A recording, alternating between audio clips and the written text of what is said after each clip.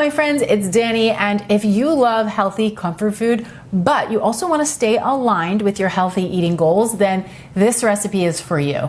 It's my cottage cheese lasagna made with lean ground turkey and spinach, and I'm telling you, it's cozy, it's delicious, it's family friendly, and it's much lighter and higher in protein than a traditional lasagna recipe.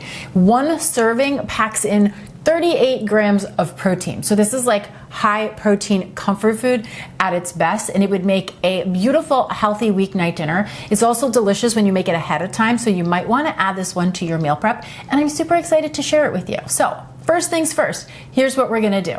I'm gonna grab a large nonstick skillet, and then I'm gonna get that over a medium-high heat, and I'll add 1 tablespoon of olive oil.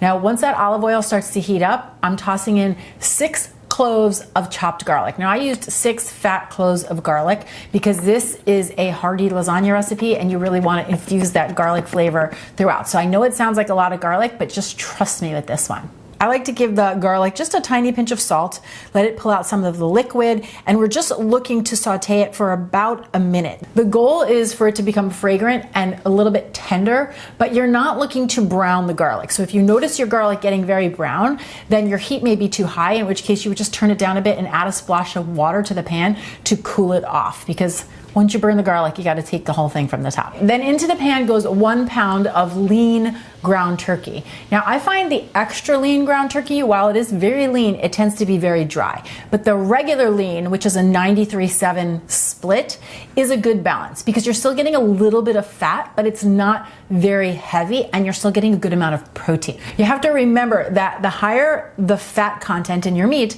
the lower the protein content. And I know for myself, I'm working on some health and some fitness goals, so protein is really a priority in my diet, and I find one of the easiest ways to create high protein meals is to focus on leaner cuts of meat. So you can, of course, use whichever one you prefer, but that's my theory. So I really like to season the meat before it fully cooks, because this is gonna just help infuse more flavor throughout. So I'll start with some sea salt and some black pepper, and then I'm just gonna begin to break the turkey up into crumbles, which, by the way, if you do not have this handy dandy little tool, it is so convenient. I use it anytime I'm working with any type of ground meat. So I'm going to link it for you down in the description box below, because I do find it makes life very convenient. Then once I've started to break the turkey down a little bit, I'm going to add some more seasoning. So I have 1.5 teaspoons of dried Italian seasoning, and then 1 teaspoon of dried oregano. And then I'll continue to break the meat down a bit. Now you're going to know that the turkey is totally ready and cooked through because it's going to become opaque. There's not going to be any more pink, and it's going to be cooked all the way through and lightly browned on the outside, which means we are ready for our tomato sauce. So into the pan goes 2 cups of jarred tomato sauce. I'm going to talk more about that in just a moment. I'm going to get that really well incorporated, and then I really like to add in 1 cup of water to the sauce. And the reason I do that is because I'm using no-cook noodles for the lasagna. It's just another little shortcut to keep things really easy. And whenever you're using a no-cook noodle, you want to have a little extra moisture when the lasagna is baking. So just adding some water right to your sauce like this is all you need to do. Okay, so I'm just going to shut off the heat, let this sit for a few minutes, and in the meantime, we are going to assemble our creamy cheese mixture. Into a nice large bowl, I'm adding 24 ounces of a low-fat cottage cheese. You could, of course, do a fat-free or a full-fat if you prefer, but I like the low-fat because it's a little bit lighter, but it's also nice and rich and creamy. Also, you may want to note that if you have a lot of liquid in the cottage cheese, you know how some just have more moisture than others, do not worry about it. This is not the time to strain because, again, we're using no-cook lasagna noodles, and the more liquid, the better, because it helps to soften the noodles because they absorb the moisture while they're cooking. Then to the bowl, I'm going to add 2 eggs. Then I have 2 ounces of grated Parmesan cheese and 4 ounces of shredded mozzarella. Now, you can absolutely buy the pre-shredded mozzarella at the grocery store. I buy it myself sometimes, but I will tell you, if you can buy a block of mozzarella and shred it yourself, it's so much better. And the reason for that is when the cheese is pre-shredded, they have to use like the anti-caking agents to help keep those shreds separate. So it makes the cheese like a little bit powdery and it doesn't melt as well. But when you shred it yourself on a box grater, you're gonna get a better flavor and it's gonna melt more beautifully. And then last but not least, we have to sneak our greens in, right? So I have a 5-ounce container of baby spinach. I love these containers. They're so quick, they're so convenient.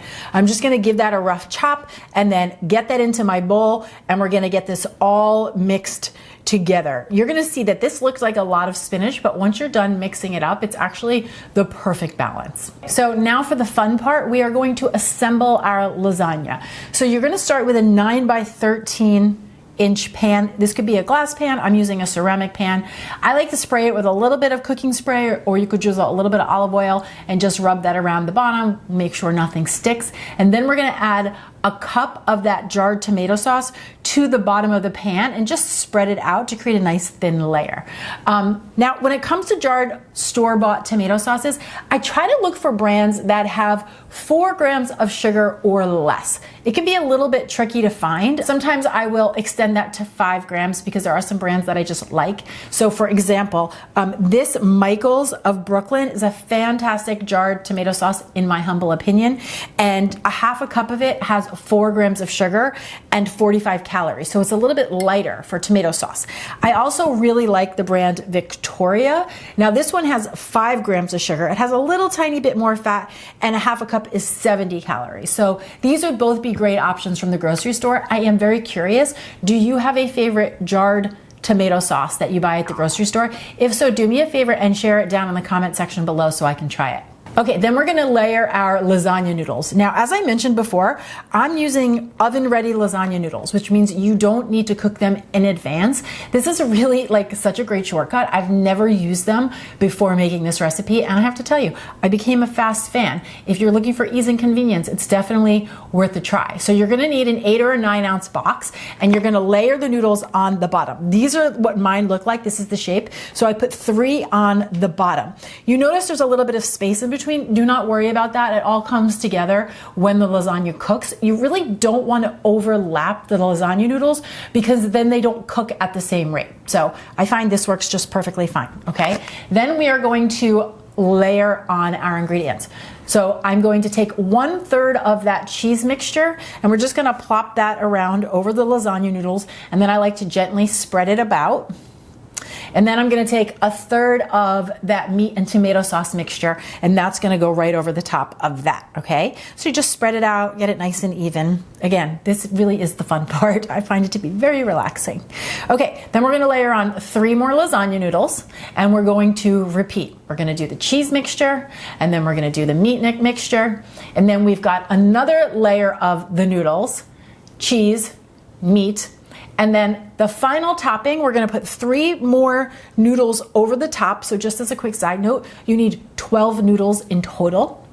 And then I'm gonna do 1 more cup of that jarred sauce and the remainder of my cheese. So that's gonna be 4 ounces of shredded mozzarella cheese over the top, and then just a couple of ounces of a grated Parmesan. And then personally, I also like to do an extra sprinkle of Italian seasoning, just mostly for color here. Okay, so this is absolutely gorgeous. I just get so excited when I look at this. I just think it's beautiful. And the great thing about this recipe is you could stop right here. You could do all of this in advance, put some foil on it or something to cover it, and then you just keep it in the fridge until you're ready to bake it off. You do want to note, if you do that, when you take it out of the fridge, let it come down to room temperature before you put it in the oven. Otherwise, it's going to take quite a bit longer when it is cooking, okay? So this is going to go into a 375-degree oven, covered, for about 35 to 40 minutes. And then what I like to do is I take it out, I remove the foil, and then I put it back in for another 10 minutes or so, just so that cheese can get nice and melty. And I don't know about you, but I like a nice little golden edge. Now, once the lasagna comes out of the oven, you really want to lean into your patience, because you got to let it sit for a good 15 minutes before you try to cut into it. And don't worry, it's still going to be hot. You're still going to be eating a nice warm meal, but you just want to give those ingredients a moment to set up so that when you cut it, it really holds its shape. And I'm also telling you all that this is meal prep gold, because I could argue that it gets better as it sits. So it's very easy to reheat. You could reheat it in the microwave, you could reheat it in the oven, you can make it on a Sunday and enjoy it all week long.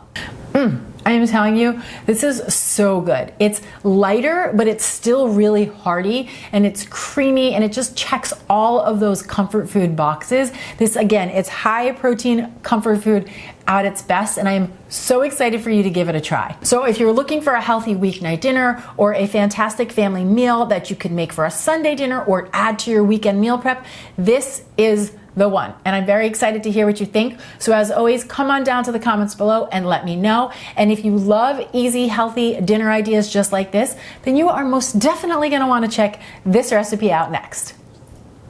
Cheers!